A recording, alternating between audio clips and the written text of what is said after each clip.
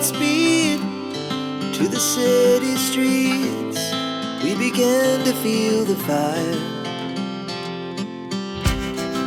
We rise like tall buildings as the chemicals they take us high. Good morning everyone, Mac পরিবারের আরও একটি ব্লগে আপনাদের জানাই সকলকে স্বাগত। আজ আমরা রয়েছি সিটংয়ে। এখন বাজে বেলা 1:30টার মতন, আর আমরা পৌঁছে গেছি সিটংয়ের হোমস্টেতে। চলুন আপনাদের ঘুরে দেখাই আমাদের এই হোমস্টের রুমটা বেশ বড়, রয়েছে 2টো ডাবল বেডেড খাট এবং বেশ স্পেশিয়াস। রুমটার জানলা থেকে বাইরের ভিউটা সত্যি দুর্দান্ত, তবে আশা রাখছি কাল সকালবেলা বেশ ভালো ভিউ পাবো।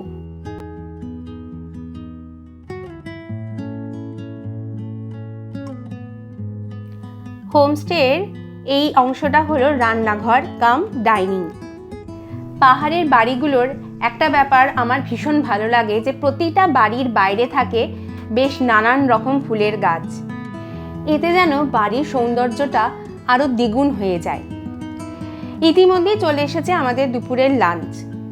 রয়েছে গরম ভাত, সাথে রয়েছে ডাল আর একটা সবজি, আমরা যেটাকে স্কোয়াশ বলি, সেই স্কোয়াশ আর আলু দিয়ে একটা তরকারি, আর ছিল ডিম কারি, সাথে বেগুন ভাজা, পাঁপড় ভাজা।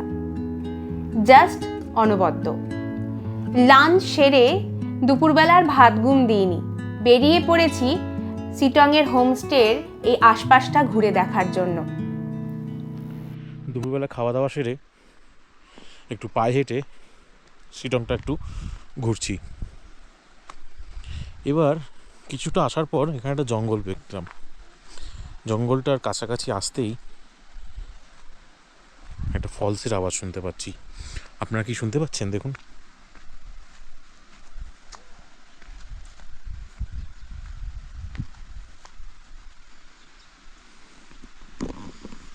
এই দেখুন, এই জঙ্গলের মাঝখান দিয়ে রাস্তাটা চলে গেছে। এটা দিয়ে যদি যাই, এখান দিয়ে হয়তো লোকজন যাতায়াত করে।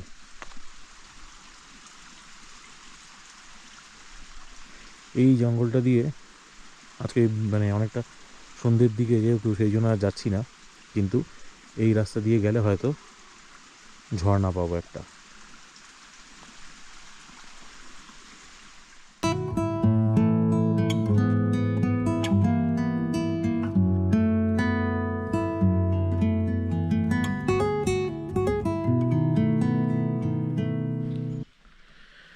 পায়ে হেঁটে হেঁটে কিছুটা আসার পর এই যে জঙ্গলটা দেখতে পেলাম, এই জঙ্গলে প্রচুর পাখি ডাকছে, বিভিন্ন ধরনের।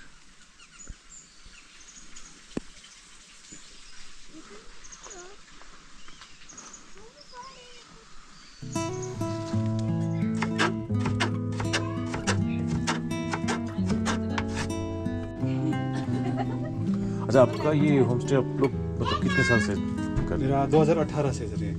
ओह, 2018 से। अच्छा अच्छा। ये शायद ये पहले यहाँ से शुरू किया था? नहीं, पहले तो ऊपर था। ऊपर का था। अच्छा। तो उसके बाद में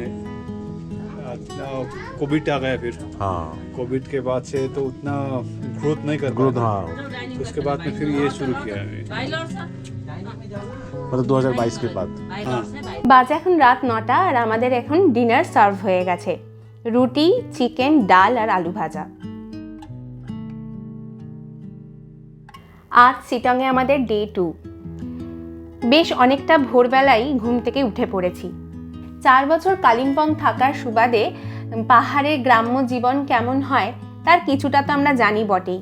তাই ঘুম থেকে ওঠার পর খানিকটা সময় হোমস্টে ওনারদের সাথে একটু গল্পগুজব করেই কাটাচ্ছিলাম।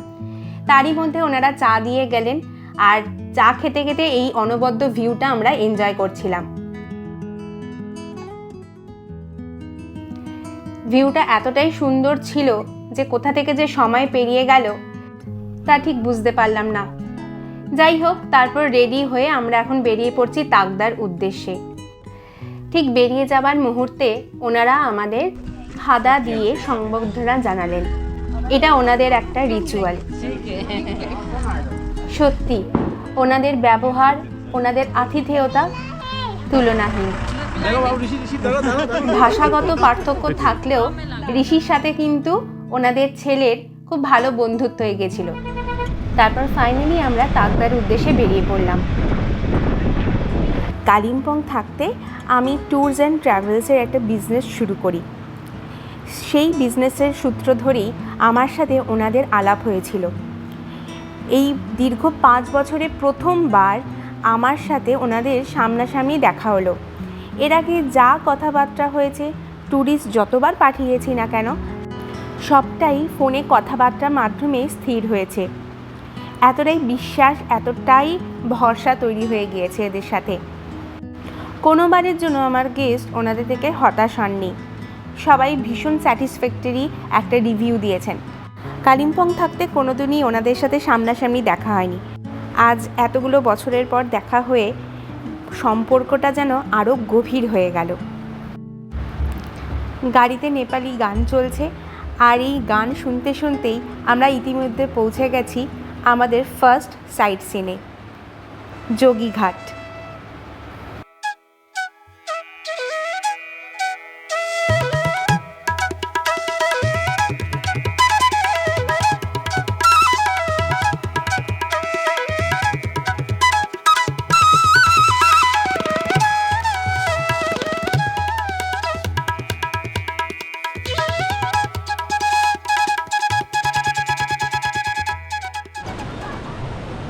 আমরা জাস্ট পৌঁছালাম যোগীঘাটে।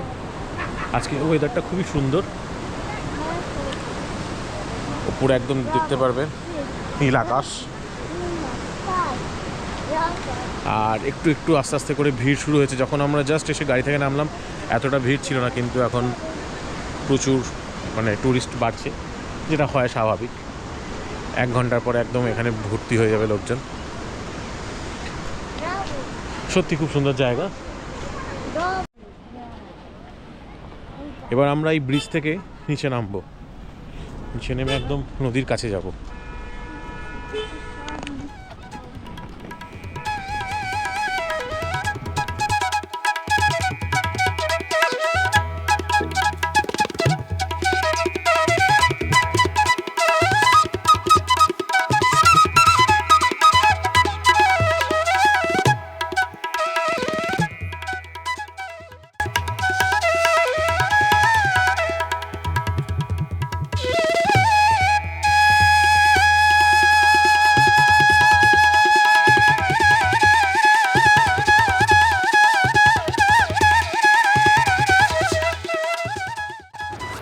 উঁচু উঁচু পাহাড়ের মাঝখান দিয়ে বয়ে চলা নদীর কলতান এ যেন অপরূপ সৌন্দর্যের সৃষ্টি করেছে।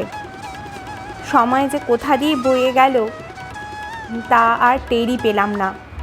বেশ অনেকটা সময় যোগীঘাটে কাটিয়ে আমরা আবারও বেরিয়ে পড়েছি। পাহাড়ের বাঁক ধরে ধরে এগিয়ে চলেছি আমাদের পরবর্তী সাইট সিনের উদ্দেশ্যে।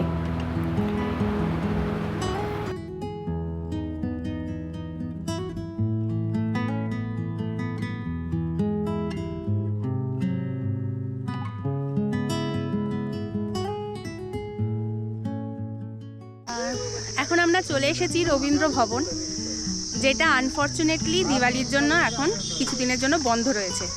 রবীন্দ্র ভবনের বাইরে বসেছে একটা ছোট্ট করে টি স্টল।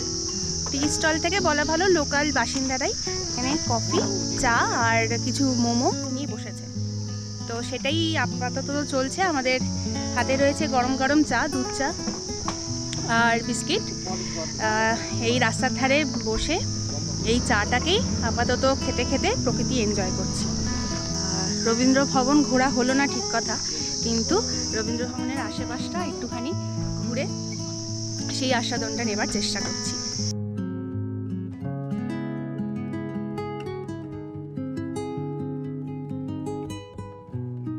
भाई अहिले यो तिस्ता भ्याली टी एस्टेट जानुपर्छ त जान्छु। फेरि उतादेखि Rongli tea estate. Teesta valley tea estate দেখে আমরা রংলি টি এস্টেট দেখব, তারপর চলে যাব তাকদা।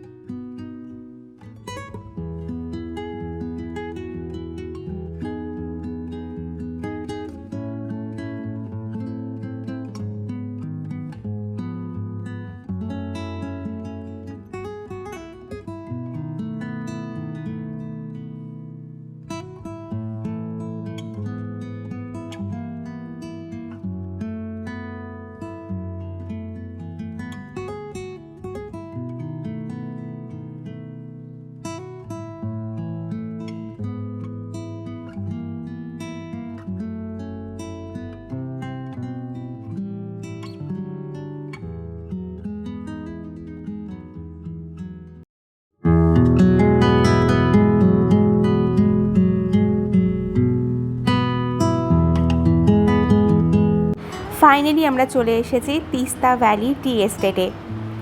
কি অপরূপ দৃশ্য, চারপাশে শুধু চা বাগান, পাহাড়ের ঢাল বেয়ে বেয়ে রয়েছে চারিপাশে শুধু চা বাগান, আর দূরে সব উঁচু উঁচু পাহাড়। এরই মাঝখানে এখানে একটি হনুমান মন্দিরও ছিল বটে। সেইটি পেরিয়ে আমরা আরেকটু এগিয়ে গেলাম চা বাগানের রাস্তা ধরে। বেশ অনেকখানি চলে গিয়েছিলাম। চারপাশের এই ন্যাচারাল বিউটি যা ভাষায় প্রকাশ করা সত্যিই অসম্ভব।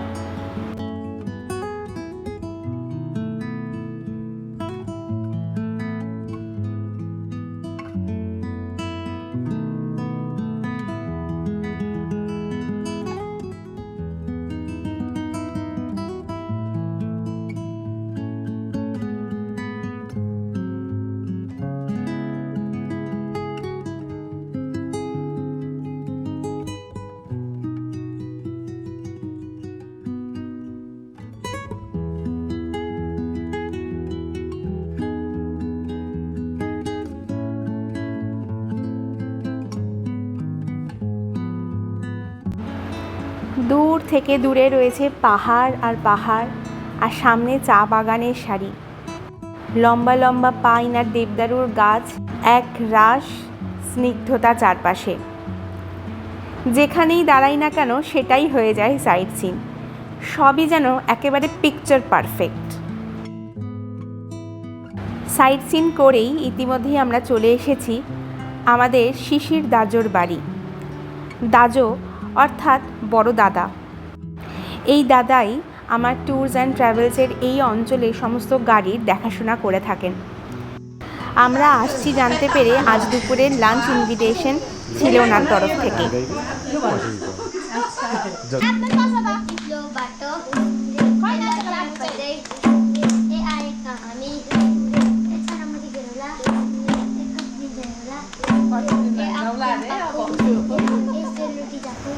এই ছোট ছোট বাচ্চাগুলো যারা এসেছে তারা দাসাই করতে এসছে।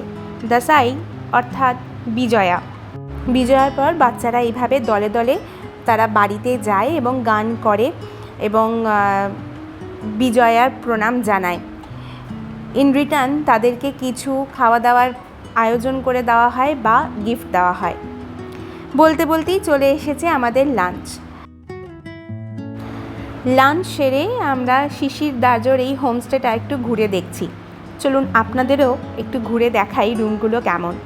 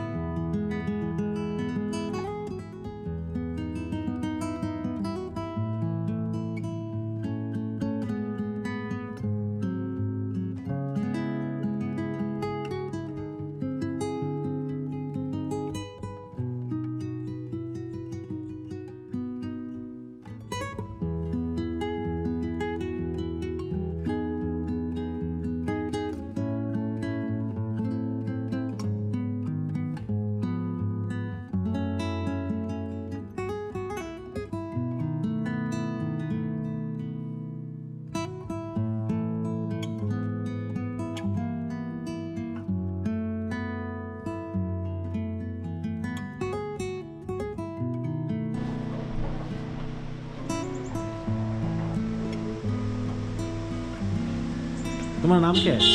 सम्रागी थापा। सम्रागी थापा। ओ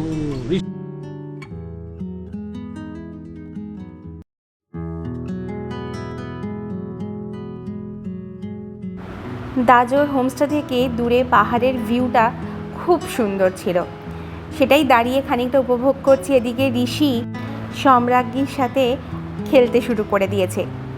সত্যি বাচ্চাদের বোধহয় ভাষাগত পার্থক্যটা খুব একটা ম্যাটার করে না, তারা সত্যি সরল হয়। শিশির দাজোর বাড়িতে বেশ অনেকখানি সময় কাটিয়ে বেলা শেষে আমরা তাকদা কটেজের দিকে রওনা দিয়ে দিয়েছি।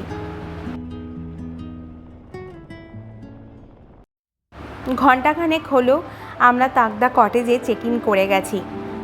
বাজে এখন সন্ধ্যে 6টা মতন, কিন্তু সেটা একেবারের জন্য মনে হচ্ছে না, মনে হচ্ছে রাত 8টা 9টা বাজে। কি প্রচণ্ড ঠান্ডা এখানে। আমরা সবাই আর নর্মাল কাপড় জামাই নেই, আমরা বের করে নিয়েছি আমাদের সোয়েটার। আগামীকাল ভাইফোঁটা, সেই উদ্দেশ্যেই কটেজটা আরও যেন আলোয় আলোকিত হয়ে উঠেছে। এই কটেজের যারা বাসিন্দা তারা কাল ভাইফোঁটা সেলিব্রেট করবে, আর তারই জন্য এই জাঁকজমক।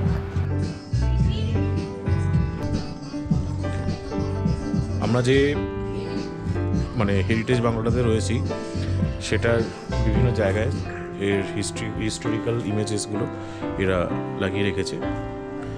এনাদের সঙ্গে কথা বলে যেটা জানলাম, 1912 সালে এই বাংলোটা কনস্ট্রাকশন করা হয়, এখানে থাকা শুরু হয়। এটা অ্যাকচুয়ালি সিপাহি বাংলো, ব্রিটিশ আমলের, মানে সিপাহীরা থাকার জন্য এই বাংলো বানানো হয়। এবং এখানে তারপর থেকে এখন বর্তমানের মালিক হচ্ছেন এনারা। আচ্ছা, এখানে এখন জলসি হচ্ছে, সবাই কালকে ভাইটিকা মানে ভাইফোঁটা। চলুন আপনাদের একবার দেখাই।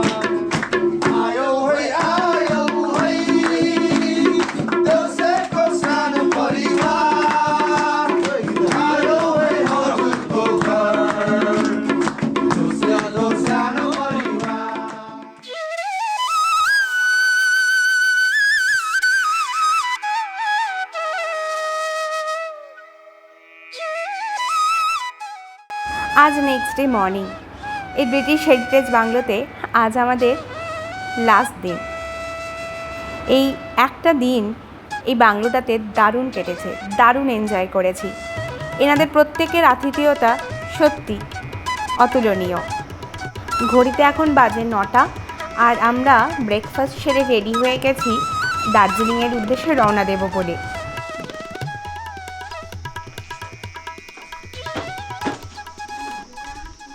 Second battalion officer outside of this bungalow এই ছবিটাতে আছে, এবং এই ছবিটা তোলা হয়েছিল 1914 সালের অক্টোবরে।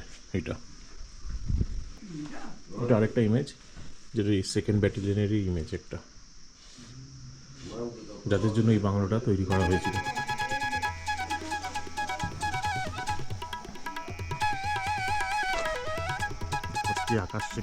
তাকদার এই হেরিটেজ বাংলো থেকে এখন বিদায় নেবার পালা।